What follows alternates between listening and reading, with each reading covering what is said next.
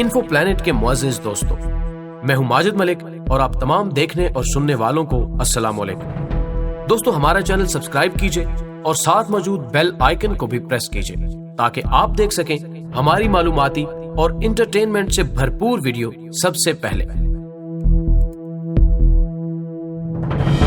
ناصر ہیرا منڈی کا مشہور دلال ہے۔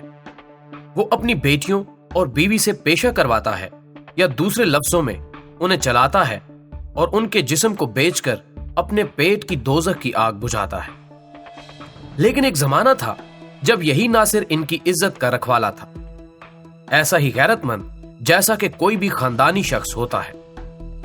وہ لاہور میں کینچی امر سدھو، جو زمین فیروز پور روڈ پر واقع ہے، سڑک کے کنارے پھل بیچتا تھا۔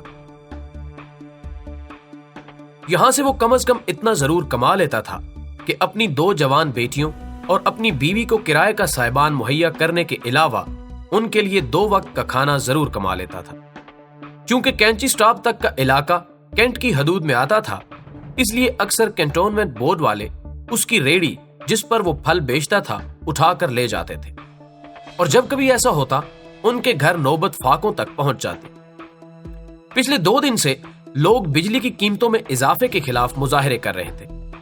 لوگ سڑک پر ٹائر جلا کر سڑک کو بلاک کر دیتے، یہ جانے بغیر کہ ان کے اس اقدام سے خود انہی کے لیے بہت سی مشکلات کھڑی ہو جاتی ہیں۔ ناصر کی بیوی نے اسے منع بھی کیا کہ حالات ٹھیک نہیں ہیں، وہ کام پر نہ جائے، مگر ناصر اس بات کو اچھی طرح جانتا تھا کہ اگر وہ ایک دن کام پر نہ گیا تو گھر کا کھانا، بچوں کا دودھ اور گھر کے کرائے کے پیسے کیسے پورے کر پائے گا۔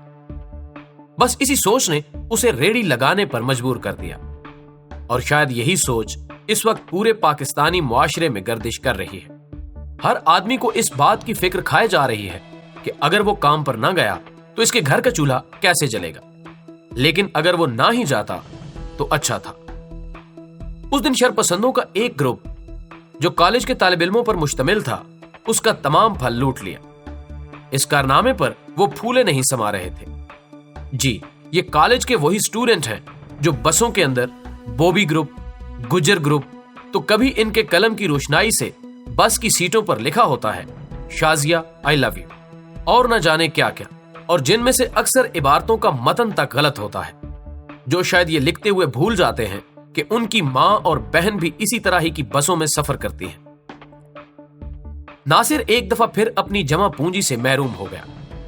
شریف آدمی صبر کے علاوہ کچھ نہیں کر سکتا، سو ناصر نے بھی صبر کر لیا اور اگلے دن فروٹ منڈی سے ادھار پھل لے آیا، مگر لگتا ایسے تھا جیسے بدبختی نے صرف اس کے گھر کا رستہ دیکھ لیا ہے۔ اگلے دن کنٹونمنٹ بورڈ والے پھر آ گئے اور اس کا تمام سامان اٹھا لیا۔ یہ الگ بات ہے کہ سامان اٹھانے والا وہی اہلکار تھا جو ایک دن پہلے اس سے 2000 منتھلی لے کر گیا تھا۔ اسی بات پر ناصر مشتعل ہو گیا۔ اس نے اس اہلکار کا گریبان پکڑ لیا جس پر اس اہلکار نے اسے سڑک کے ساتھ بہنے والے گندے نالے میں دھکا دے دیا، اور وہ یہ جانے بغیر کہ ان کے اس دھکے نے ایک غریب انسان کو ہمیشہ ہمیشہ کے لیے معذور کر دیا ہے، چلے گئے۔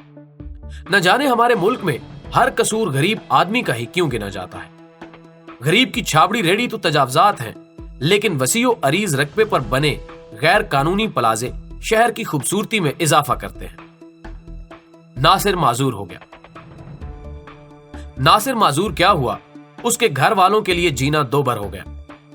پرچون کا سامان دینے والے نے چند دن آٹا وغیرہ تو ادھار دے دیا، مگر اس کے بعد اس نے ادھار دینے سے انکار کر دیا۔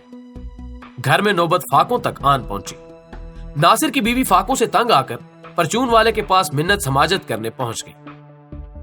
پرچون والے نے کافی عرصے سے ناصر کی بیوی پر آنکھ رکھی ہوئی تھی۔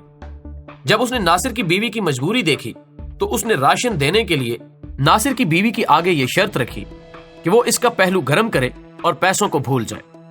پہلی مرتبہ جب پرچون والے نے اس قسم کا مطالبہ کیا تو اسے بے انتہا سنا کر وہ گھر لوٹ آئی، مگر اگلے چند دنوں میں اسے حقیقی معنوں میں اپنے پیٹ کی خاطر اپنی عزت کو اس پرچون فروش کے پاس گروی رکھوانا پڑ گیا۔ اس کے بعد مالک مکان اور نہ جانے کون کون اپنی ہوس کے لیے غریب کا دامن خریدتے رہے۔ پورے گھرانے نے حالات کے آگے سرنڈر کر دیا، اور وہ عورتیں جو کبھی عزت و عفت کی مثال تھیں فقط 200 روپے میں پامال ہونے لگی۔ मोहल्ले वालों को जब इनकी हरकत का इल्म हुआ तो उन्होंने इस सारे मसले पर पंचायत बुला ली।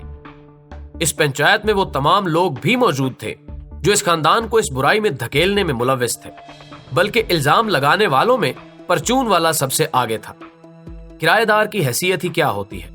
तमाम मोहल्ले वालों के मुश्तरका फैसले के तहत तमाम खानदान को मोहल्ला बदर कर दिया गया। दोस्तों, आदमी जब बुरी राहों का राही बनता है तो बिल्कुल उसी तरह अपना रास्ता बना लेता है जैसे पानी अपना रास्ता खुद ढूंढ लेता है। मेहनतकश नासिर एक दलाल में तब्दील हो चुका था। इस पेशे में आने के लिए सबसे पहले उसे अपनी इज्जत और आबरू की दलाली करना पड़ी। खोखले मुआशरे ने उसे एक अंधी खाई में धकेल दिया। इसी तरह होते होते नासिर हीरा मंडी पहुंच गया।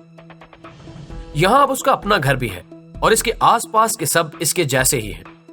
इसकी बीवी अब हीरा मंडी की मशहूर नायिका है, जबकि इसकी बेटियां हीरा मंडी की खूबसूरत तरीन तवाइफों में शुमार होती हैं। दोस्तों, शायद हर दलाल के पीछे ऐसी ही कोई कहानी जरूर होती है। हमारी आज की वीडियो अगर पसंद आए तो इसे लाइक कीजिए और फेसबुक और व्हाट्सएप पर दोस्तों के साथ जरूर शेयर कीजिए। हमारी अगली वीडियो आने तक अपना और अपने प्यारों का ढेर सारा ख्याल रखिए।